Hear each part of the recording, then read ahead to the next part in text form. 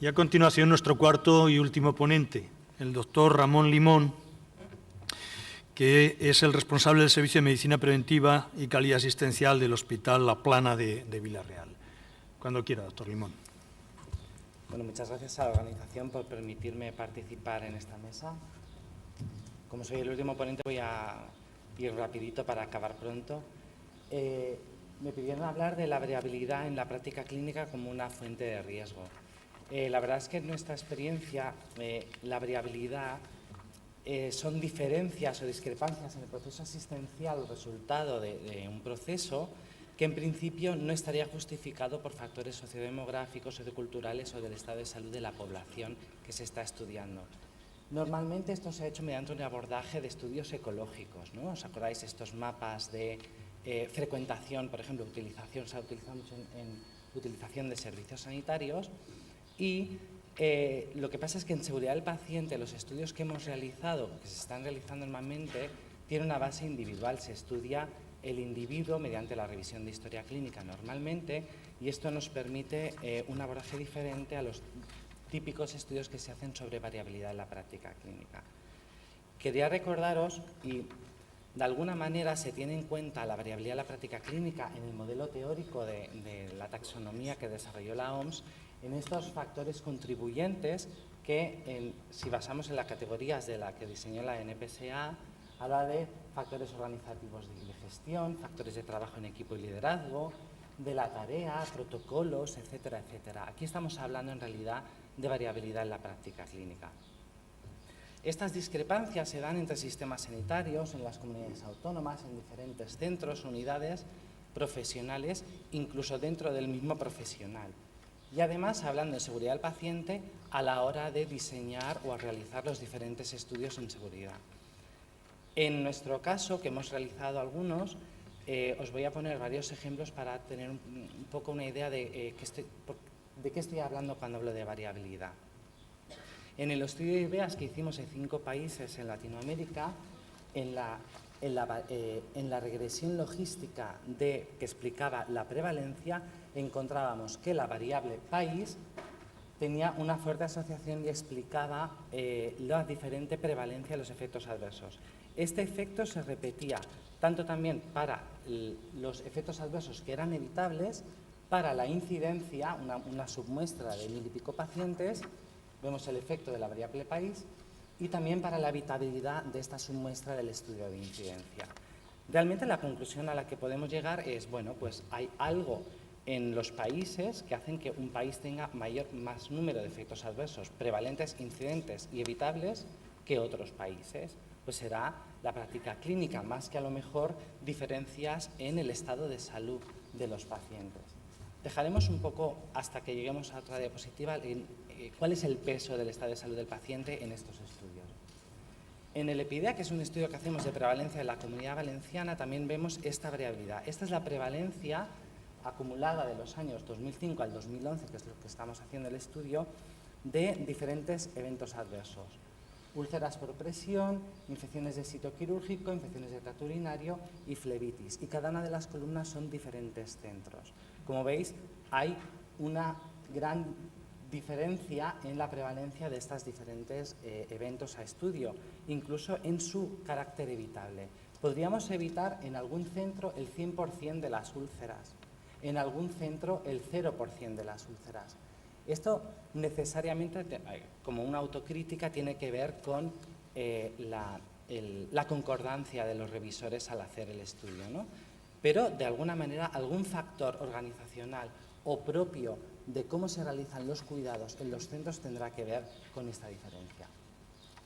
En el estudio ENEAS, que se hizo a nivel nacional, con 24 hospitales, una incidencia en 5.600 pacientes, hicimos en un artículo un resumen de una regresión logística teniendo en cuenta los factores de riesgo por separado. En este artículo, al final, concluíamos, medio hipotetizando, que si hubiéramos tenido en cuenta la exposición a los fármacos, ya que el evento adverso que más se identificó fueron reacciones adversas a medicamentos y errores de medicación, no hubiéramos encontrado como factores predisponentes los que dependían del propio paciente, sino que todo iban a ser factores de riesgo relacionados con o la medicalización del paciente o la instrumentalización. Esto tiene que ver también porque el numerador de este estudio se hace un juicio de valor de cuánto pesa la comorbilidad del paciente a la hora de generar, por ejemplo, una infección de sitio quirúrgico y cuánto pesa el resto de características de la asistencia sanitaria. Lo que quiero decir con esto es que a la hora de pensar en los numeradores de los eventos adversos ya se ha ajustado por estas diferencias sociodemográficas y de las propias características de salud de la población, que era uno de los criterios para hacer estudios de variabilidad en la práctica clínica. Podríamos decir entonces que pacientes en los que se usan más sondas, se usan más catéteres, se usan más vías, se intuban más, etcétera, etcétera, o están más tiempo en el hospital, van a sufrir más efectos adversos. Y esto depende directamente del estilo de práctica clínica. Entonces, ¿cómo podemos mejorar esto? ¿Cómo podemos disminuir esta variabilidad? Pues la hemos de poner en evidencia. Hemos de diferenciar la variabilidad que está justificada y la que no está justificada.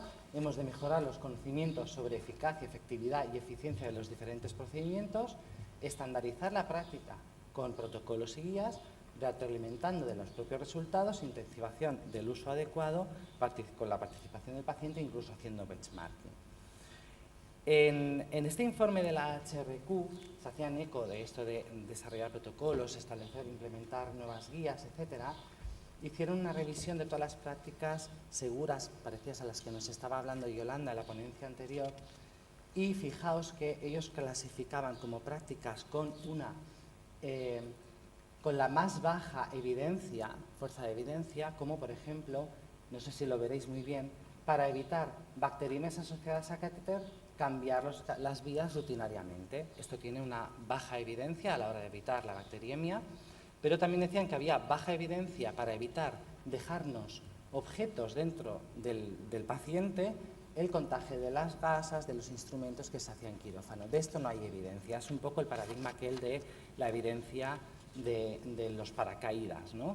Entonces, hay algunas prácticas clínicas que necesariamente tienen que tener en cuenta no solo la fuerza de la evidencia, sino además el propio sentido común. Muy bien. Estas prácticas clínicas que tenemos que ir implementando, algunas se publican, otras nos las van a recomendar los compañeros europeos, como ha dicho la doctora Agra, y algunas podemos diseñarlas nosotros mismos, gracias a la información que nos aportan los verdaderos partícipes en la asistencia sanitaria. Este es el sistema de notificación de la Comunidad Valenciana, pero podemos utilizar el SINAPS o cualquiera que estemos implementando para realmente tener la información que necesitamos para mejorar la seguridad del paciente y disminuir la variabilidad. Sin embargo, tenemos muchas barreras. Esto es muy conocido por todos. Está basado en la teoría del comportamiento planificado, que se ha utilizado mucho para explicar el incumplimiento en higiene de manos, que es el gran paradigma del fracaso a la hora de cumplir con unas guías o unas recomendaciones. Existen unas creencias en los resultados de lo que es el comportamiento, en este caso, realizar la higiene de manos. Estas creencias pueden ser erróneas, que comportan unas actitudes, unas creencias normativas de mi jefe espera de mí que haga determinada cosa o mis compañeros me están viendo no lavarme las manos, hace que yo tenga una presión social para ejercer este comportamiento, y unas creencias de control que tienen que ver con me es fácil, tengo tiempo o hay elementos facilitadores para que yo me perciba capaz de realizar este comportamiento. ¿Vale? También hay una serie de barreras externas, esto ya lo sabemos, la implementación del cumplimiento de la higiene de manos tiene que ver con facilitar el acceso a la solución hidroalcohólica, y quizá el estado emocional del propio actor puede tener que ver con si realiza bien el comportamiento o no. Y todos sabemos que hay que hacer una intervención multimodal dirigida a las aptitudes, los conocimientos de los profesionales, hemos de facilitar esta percepción de autoeficacia y hemos de favorecer esta presión, ¿vale?, de los mandos intermedios y motivar su ejecución. Pero hay variabilidad también en el liderazgo de la seguridad del paciente, hay variabilidad en, por ejemplo, los líderes de opinión. Hay jefes de servicio que piensan que esto no es útil y por eso los propios miembros de su servicio no realizan la higiene de manos como deberíamos. pues hay que disminuir la variabilidad también en esto. Hay que fomentar que los que pueden ejercer presión social tengan una actitud parecida a la hora de implementar una estrategia de mejora de la seguridad del paciente para poder impulsar el cambio necesario que tenemos, esta diapositiva la habréis visto mil veces, para generar un clima de confianza y considerar la gestión de riesgo como una parte integral de todo lo que hacemos. Así que, para concluir, la habilidad de práctica clínica es un factor determinante en la seguridad del paciente. Las soluciones no siempre están basadas en la evidencia, existe variabilidad en el ejercicio del liderazgo y yo me atrevo ya a formular una pregunta para una mesa de mañana. ¿Cabría la posibilidad entonces de incluir el liderazgo u otras habilidades en la formación de médicos especialistas en medicina preventiva? Y, por supuesto, compartamos la información, que es de lo que se trataba un poco esta mesa. Muchas gracias por vuestra atención. Bien, tal y como les he dicho, intentaríamos recuperar el tiempo y lo hemos hecho, y todavía tenemos pues como 3 minutos para formular alguna pregunta, pero no más allá de 3 preguntas. El resto pues las podrán formular en los pasillos a los componentes de esta mesa, o incluso a través de correo electrónico, como muy amablemente ha sugerido la doctora Agra. ¿Tienen ustedes alguna pregunta?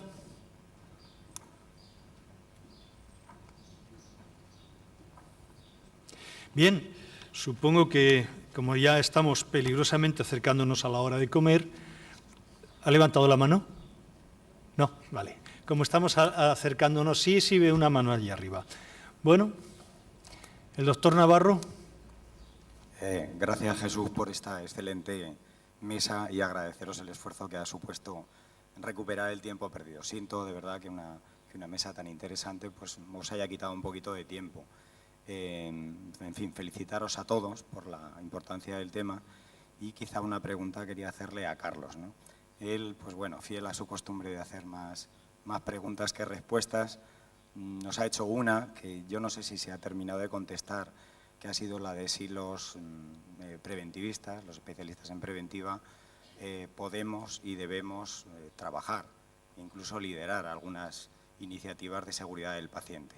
A ver si él puede explicarlo un poco mejor. ¿Se oye? Sí.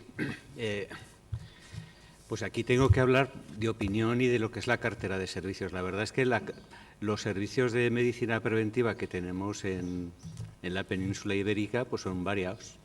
Las cosas hay variabilidad, como comentaba Ramón, de la práctica preventiva, por decirlo de alguna manera, de las carteras de servicios, de la organización, de los hospitales y demás. A mi modo de ver, sí. O sea, y lo digo tal como lo pienso y lo siento. Es decir, yo creo que me parece, y de ahí venía lo del tuit que comentaba al final, me parece una oportunidad de negocio, valga lo del negocio, valga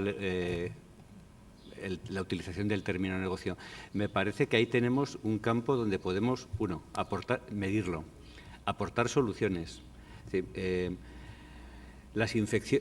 la cuestión de las infecciones, vamos, yo creo que es la prioritaria y en las que estamos más entrenados y tenemos más conocimiento y más habilidades y demás, pero tenemos otra serie de problemas relacionados con la asistencia sanitaria en los cuales podemos contribuir a evitarlos, además de medirlos. Y aquí viene todo lo que son incidentes y eventos adversos. Es decir, el tiempo no me ha dado, me ha hecho que me limitara al plantear la diapositiva esa de los mojones, de los hitos en el camino, ¿no? Es decir, creo que en general somos profesionales, médicos y de enfermería, muy habituados a conocer, aparte de lo que es de conocer la terminología, a contribuir a hacer a la efectividad clínica. Somos personas que nos conocemos mejor que otros el entorno, es decir, somos personas que rotamos, que circulamos por el hospital y tenemos una visión de conjunto que habitualmente no se tienen a nivel de fragmentos del hospital como son los servicios. Es decir, tenemos una visión global. Es decir, somos profesionales que tenemos una serie de instrumentos o creo que los tenemos, es decir, en cuanto a método epidemiológico, en cuanto a métodos de intervención, en cuanto a estrategias. La seguridad del paciente es una cuestión que se puede abordar con estrategias poblacionales de las que hemos comentado, ¿no? Es decir, con esa visión y de la medición, la intervención, etcétera. Yo sí que creo que esto deberíamos de hacer un esfuerzo de presente y de futuro para que de alguna manera esto fuera un área en la cual pudiéramos trabajar. Y también me gustaría destacar otra cuestión, es decir, la seguridad del paciente es del paciente, no es ni nuestra, ni de los cardiólogos, ni de los intensivistas y demás, ¿no? Es decir, la seguridad del paciente es del que el daño es del que lo padece. Entonces, pero para que alguien no lo padezca, todos tenemos que contribuir de alguna manera, ¿no? Es decir, yo creo que hay que pasar, no sé si estoy un poco exagerando y más o delirando a estas horas ya tan tardías, ¿no? Es decir, hay que pasar un poco de una visión, si queréis, ptolomeica, en la cual todo el mundo está, nosotros siempre estamos en el centro, es decir, a una visión un poquito más, ahora no me acuerdo del nombre, es decir, el que decía que estaba en el centro, la Tierra estaba en el centro era Ptolomeo, ¿verdad? Y luego el otro fue el que cambió el paradigma, es decir, ¿os acordáis? Copérnico, perdón, que no me salía ahora. Entonces, hay que ser un poco más copernicano, es decir, el que está en el centro es el paciente, es el sol del sistema y la razón de ser, ¿no? Y en función de eso, pues ahí están las misiones que decíamos antes, analizar el problema, desarrollar estrategias, que en nuestro caso son protocolos, programas, normas, etcétera, y yo creo que ahí es donde hay que hacer, y, bueno, y saber un poquito trabajar en red con los farmacéuticos. Los medicamentos son el principal daño relacionado con la asistencia sanitaria, que habitualmente no se conoce más porque no se mide más, esa es la verdad, pero que como en todos los sitios, en cuanto empiezas a mirar, pues te salen los problemas. No sé si te he contestado o no, Juan Francisco. ¿Quieren ustedes formular otra pregunta? Bien, quisiera destacar de la presentación de la doctora Agra cómo en última instancia España tiene un papel de liderazgo europeo importante y sobre todo basado en los últimos tiempos precisamente en ese intercambio de prácticas clínicas, pero sobre todo en el análisis de las barreras para su implementación. Y además con dos grandes noticias, una que el programa va a seguir intentando buscar sostenibilidad y parece que está garantizada hasta 2020 y que el año que viene pues tendremos un encuentro por estas mismas fechas donde se rendirá cuenta más detallada de sus resultados. Que la inseguridad del paciente es un problema por su magnitud en el que estaría lógicamente implicada la epidemiología, nos ha dicho el profesor Aybar, por su trascendencia y, por lo tanto, la salud pública y por su oportunidad de prevención, es decir, por la calidad de la asistencia y la eficiencia de las organizaciones y también de los servicios, y en especial de los servicios de medicina preventiva especialmente implicados. También me gustaría destacar de la ponencia del doctor Segarra la participación de estas tecnologías de la información que de una manera extraordinaria nos ha hecho comprender aquello que parece casi mágico y difícil de entender para los mortales normales. La red neuronal artificial, nos ha dicho, emula al cerebro. Y yo le diría, y si añadimos algo que también están trabajando, no demasiado alejados en el tiempo los ingenieros, la lógica difusa, estará en condiciones probablemente de tomar las decisiones más sencillas ya directamente por nosotros. Va muy en la línea de lo que él ha dicho. Pero claro, tendremos un papel importante y es la decisión importante para entrenar, validar y probar, como magistralmente nos ha comentado al presentar la vigilancia inteligente de los eventos adversos en este entorno complejo y competitivo. Y de la última ponencia, la de mi querido doctor Limón, pues quisiera destacar dos cosas que me han parecido especialmente llamativas. Si no revisamos lo que hacemos y cómo lo hacemos, no podremos mejorar, porque esos márgenes que quedan consecuencia de esa variabilidad se nos escaparán por completo.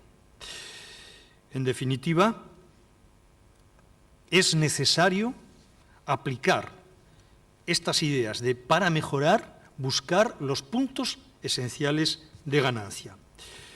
Finalmente, quisiera destacar la profesionalidad de nuestros ponentes en la preparación de sus ponencias, su capacidad para la síntesis, que como pueden ustedes ver la han demostrado hasta unas cotas realmente importantes, su excelencia en las exposiciones y su resiliencia para adaptarse a esos momentos, pues, en fin, de limitaciones, como ha sido en esta ocasión. Y a todos ustedes por su paciencia y por aguantar hasta que a las 14:50 concluimos esta mesa de seguridad. Muchas gracias.